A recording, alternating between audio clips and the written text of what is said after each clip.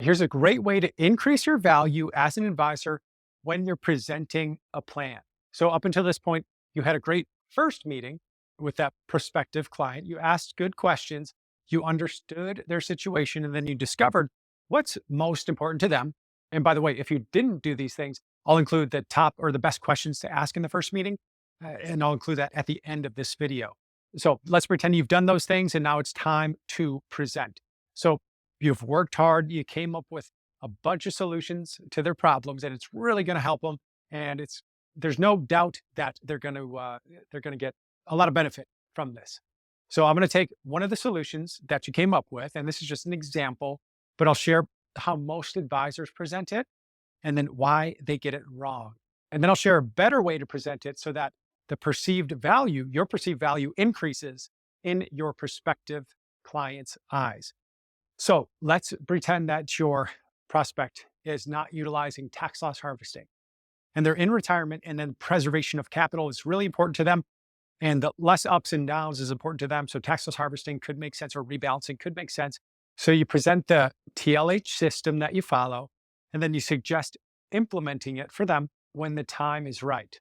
By the way, if you don't use tax loss harvesting or TLH, you can share whatever solutions that you present. You can plug any solutions in here. It's not just tax loss harvesting. So most advisors, they focus on the tactic.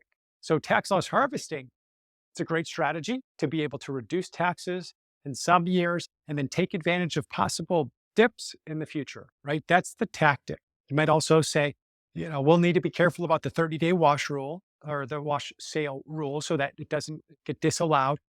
But doing this can help quite a bit. Any questions about tax loss harvesting? And they'll say, no, I don't think so. And then you'll move on to the next part of the presentation.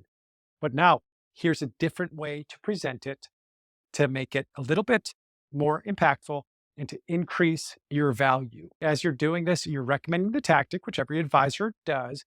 The tactic is what to do. Then you're connecting it to a strategy. The strategy is when and how to do it. Now, some advisors do this, the when and how, the strategy, but then connect it to a goal or to a value they gave you, your prospective client gave you. Not many advisors do this. Now, why would we want to do this?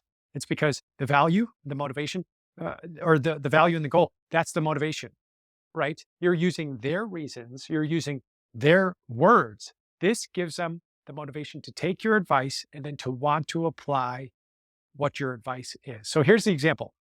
So in the first meeting, you wrote down the quote that they said, which was, not paying more tax than I have to. That was important to them. So you also wrote down something that was important to them that said family, and then the goal of taking them on big vacations. And they put a dollar amount associated with that. So the tactic is tax loss harvesting could be helpful each year to offset your gains and reduce your taxes. Now tied to the goal, which it could help it could help accomplish what you said about not paying more tax than you have to, and then put those in quotes somewhere so they could see their quotes repeated. And then the value is that way you've got more to spend on your family, and then also more to spend on taking them on these big vacations that you had mentioned. So see how you're going a little bit deeper with tax loss harvesting, a boring strategy, but you're connecting it with their values.